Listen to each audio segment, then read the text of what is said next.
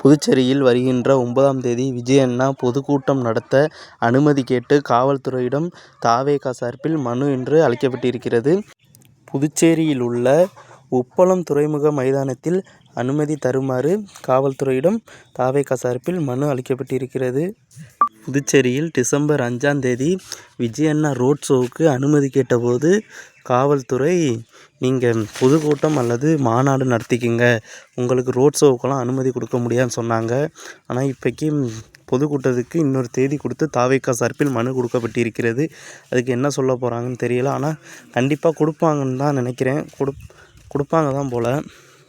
விஜயண்ணா கட்சி ஆரம்பித்து தமிழ்நாட்டில் மட்டும்தான் பொதுக்கூட்டம், மாநாடு, ரோட் ஷோ இது மாதிரிலாம் நடத்தியிருக்கிறாரு. முதல் முறையாக புதுச்சேரிக்கு போகிறாரு. அங்கே என்ன பேச போகிறாரு, என்ன பண்ண போகிறாருன்னு தெரியல. வெயிட் பண்ணி இருந்து பார்ப்போம். தேங்க்யூ நண்பா.